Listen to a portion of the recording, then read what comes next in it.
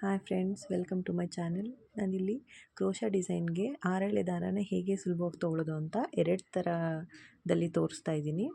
First ನಾನು ಇಲ್ಲಿ ಈ ಥರ ಒಂದು ಪೇಪರು ಮತ್ತು ದಾರ ಸೀಸರ್ ತೊಗೊಂಡಿದ್ದೀನಿ. ಈ ಥರ ನಿಮ್ಗೆ ಯಾವ್ದು ಬೇಕೋ ಆ ಪೇಪರ್ನ ತೊಗೋಬೋದು, ಅಥವಾ ಕಾರ್ಡ್ಬೋರ್ಡ್ ಶೀಟ್ ಪೀಸ್ ಕೂಡ ತೊಗೋಬೋದು. ಈ ಥರ ಒಂದು ಗಟ್ಟಿ ಪೇಪರ್ ತೊಗೊಂಡು ನಿಮ್ಗೆ ಯಾವ ಸೈಜ್ ಬೇಕೋ ಆ ಸೈಜಿಗೆ ಕಟ್ ಮಾಡಿಕೊಂಡು ಈ ಥರ ಫೋಲ್ಡ್ ಮಾಡಿ ಇಟ್ಕೊಳ್ಳಿ. ಸ್ವಲ್ಪ ಗಟ್ಟಿಯಾಗಿರೋದನ್ನು ತೊಗೊಂಡ್ರೆ ಸ್ಟಿಫಾಗಿ ಕುತ್ಕೊಳ್ಳುತ್ತೆ. ನಾನಿಲ್ಲಿ ಸ್ಯಾಂಪಲ್ಗೆ ಅಂತ ಅಂದ್ಬಿಟ್ಟು ತೋರಿಸ್ತಿರೋದಷ್ಟೇ. ಈ ಥರ ಒಂದು 2 ಪೀಸ್ ಮಾಡಿ ಇಟ್ಕೊಳ್ಳಿ. ಮತ್ತು ಒಂದೇ ಸಿಲ್ಕ್ ಥ್ರೆಡ್ ಇರೋದಲ್ವ, ಆರೆಳೆ ದಾರನ ಹೇಗೆ ತೊಗೋಬೋದು ಬೇಗ ಅಂತ ತೋರಿಸ್ತಿದ್ದೀನಿ. ಈ ಥರ ಒಂದು ತೊಗೊಂಡು ಫಸ್ಟು ಒಂದು ಕಾರ್ಡ್ಬೋರ್ಡ್ ಶೀಟ್ಗೆ ನಿಮಗೆ ಎಷ್ಟು ಬೇಕು ಅಷ್ಟು ದಾರನ, ನಿಮ್ಗೆ ಎಷ್ಟು ಲೆಂತ್ಗೆ ಬೇಕು ದಾರ ಅಷ್ಟು ದಾರನ ಈ ಥರ ಸುತ್ಕೊಂಡು ಹೋಗಬೇಕು.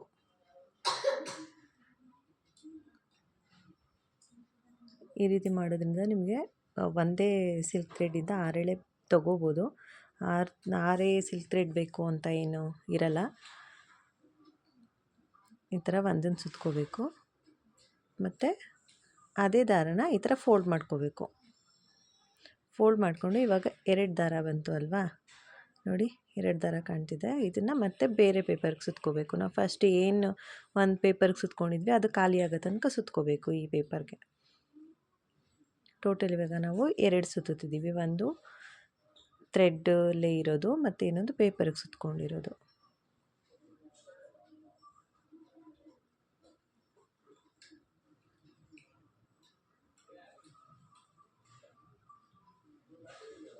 ಇವಾಗ ಅದು 2 ಆಯಿತು. ಮತ್ತು ಇನ್ನೊಂದನ್ನು ಆ ಥ್ರೆಡ್ ಕೋನ್ ಏನಿದೆ ಆ ದಾರನೂ ಸೇರಿಸಿ 3 ಆಗುತ್ತೆ.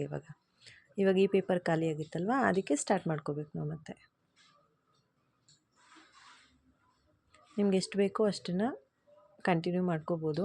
ನಾನು ಇಲ್ಲಿ ವಿಡಿಯೋಗೋಸ್ಕರ ಸ್ವಲ್ಪ ತೋರಿಸ್ತಾ ಇದ್ದೀನಿ.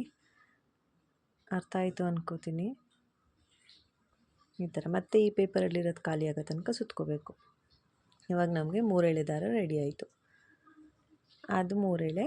ಮತ್ತು ಇವಾಗ ಫೋಲ್ಡ್ ಮಾಡಿದ್ರೆ ಆ ಕೋನಲ್ಲಿರುತ್ತಲ್ವ ಅದೊಂದು ಟೋಟಲ್ 4 ಆಗುತ್ತೆ.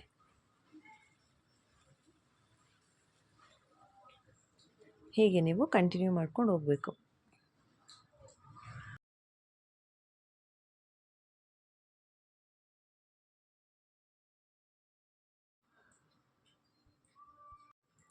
ಇವಾಗ 4 ಎಳೆ ಆಯಿತು.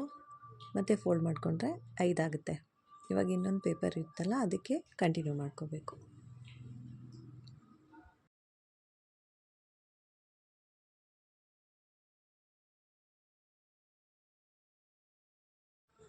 ನೋಡಿ ನಮಗಿವಾಗ 5 ಎಳೆ ರೆಡಿ ಆಗಿದೆ.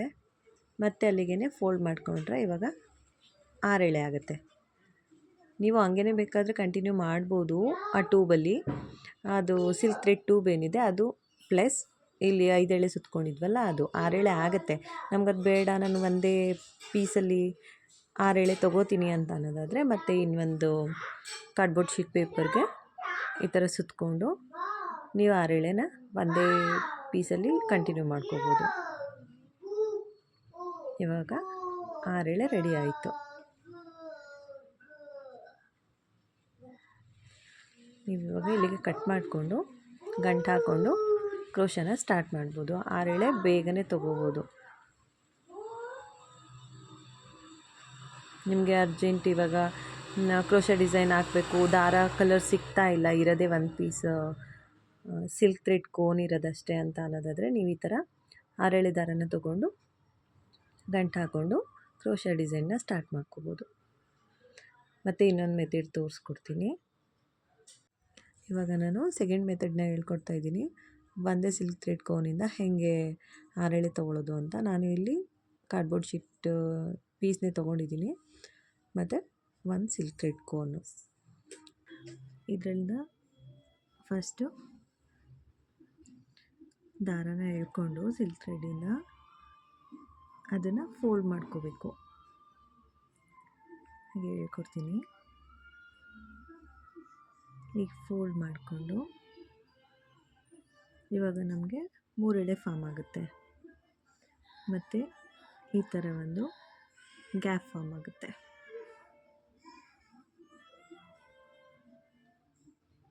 ಆ ಗ್ಯಾಪಿಂದ ನಾವು ದಾರನ ಎಳ್ಕೋಬೇಕು.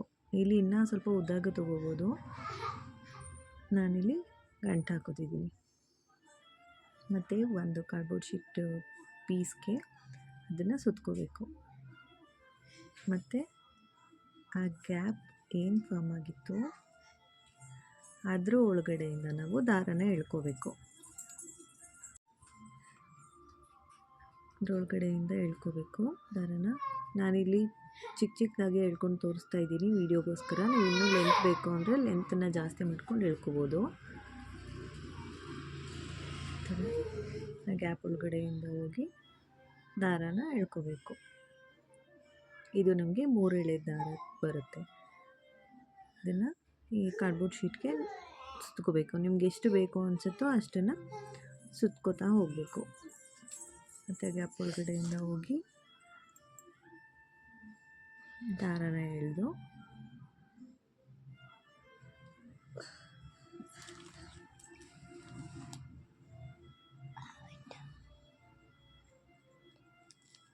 ಹೀಗೆ ಸುತ್ಕೋತಾ ಹೋಗಬೇಕು.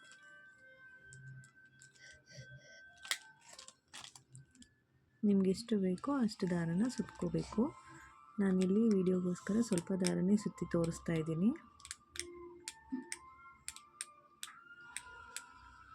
ಹೀಗೆ ಕಂಟಿನ್ಯೂ ಮಾಡ್ಕೊಂಡು ಹೋಗಿ. ನಾನು ವಿಡಿಯೋನ ಸ್ವಲ್ಪ ಫಾಸ್ಟ್ ಮಾಡಿದ್ದೀನಿ, ನಿಮ್ಗೆ ಅರ್ಥ ಆಗಿದೆ ಅಂತ ಅನ್ಕೋತೀನಿ.